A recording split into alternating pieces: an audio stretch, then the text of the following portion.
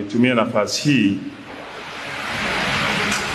kuungana na Watanzania kutoa pole za dhati kwa Katibu Mkuu wa Baraza la Maaskofu Katoliki Tanzania TEC, ndugu yetu Padri Dr. Charles Kitima, familia yake, Baraza la Maaskofu Katoliki Tanzania na watu wengine ambao wanakumbwa na matukio ya kihalifu. Kwa niaba yangu binafsi, kwa niaba ya Wizara ya Mambo ya Ndani ya Nchi na vyombo vyake vya usalama, tunalaani vikali shambulio hilo la kinyama dhidi ya kiongozi wa dini, kwani tunatambua na kuthamini mchango mkubwa wa viongozi wa dini katika kudumisha amani, mshikamano wa kijamii na maadili ya taifa letu.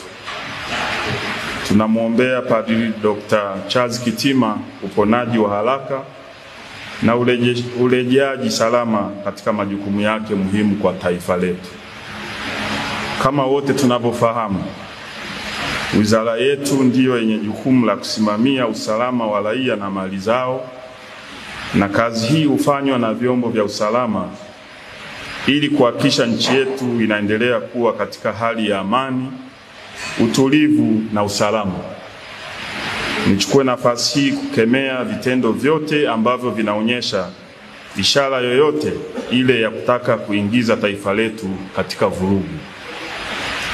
Hili kamwe halikubaliki, halivumiliki, na tutachukua hatua kali sana za kisheria.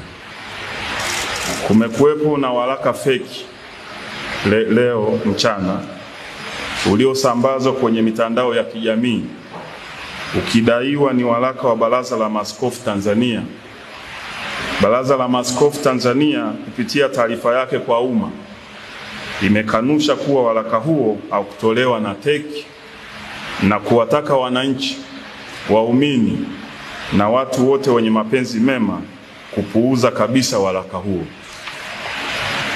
Wizara ya Mambo ya Ndani ya Nchi inakemea vikali na kulaani tukio hili lililofanywa na watu waovu na wenye nia ovu ya kuchonganisha kanisa na serikali.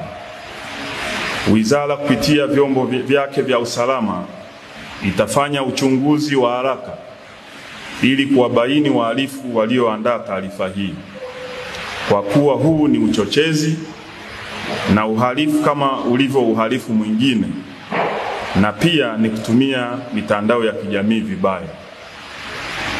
Ninakemea vikali vitendo vyote vya kuharibu taswira njema ya nchi yetu kwa kufanya vitendo vya kudhuru watu na kuchapisha taarifa zinazochonganisha madhehebu ya dini hapa nchini. Naliagiza Jeshi la Polisi kumtafuta kwa haraka yule mtu aliyetweet kwenye mitandao ya kijamii kwamba siku za Kitima zinahesabika. Mtu huyu atafutwe haraka, ahojiwe ametumwa na nani, na hatua kali za kisheria zichukuliwe dhidi yake haraka iwezekanavyo, kwa kuwa watu wote watakaobainika kuhusika katika tukio hili wataingia kwenye mikono ya sheria. Si vyema vyombo vyetu vya usalama vikaendelea kufumbia macho uvunjifu wa sheria kwa makusudi na watu ambao wako kwenye jamii yetu kwa lengo la kuleta uchonganishi, lakini kuondoa amani, utulivu na usalama wa nchi yetu. Kwa kuwa Jeshi la Polisi liko hapa, ni wakati mwafaka sasa kuongeza kasi ya kusimamia sheria zinazohusu mitandao ya kijamii ili kuhakikisha watu wote wanatii sheria bila shuruti, na hivyo kuendelea kuwa na jamii yenye ustaarabu na kuheshimu utu wa kila Mtanzania na hata mgeni. Wizara itamchukulia hatua kali za kisheria mtu yeyote atakayebainika kuandaa au kusambaza taarifa hiyo kwenye mitandao ya kijamii na vyombo vya habari.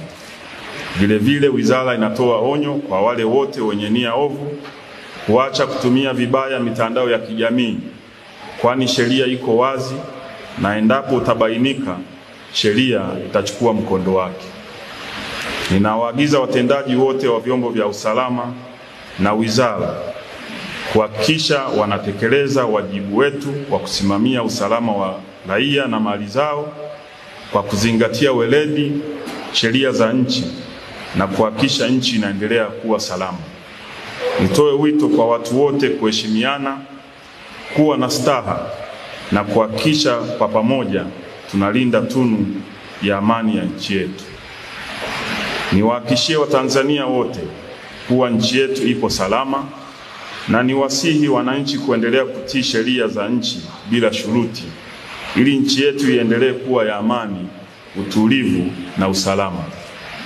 Naliagiza Jeshi la Polisi kuhakikisha uchunguzi wa kina unafanyika na kuchukua hatua zinazostahili dhidi ya wahalifu wanaotaka kuvuruga amani ya nchi yetu.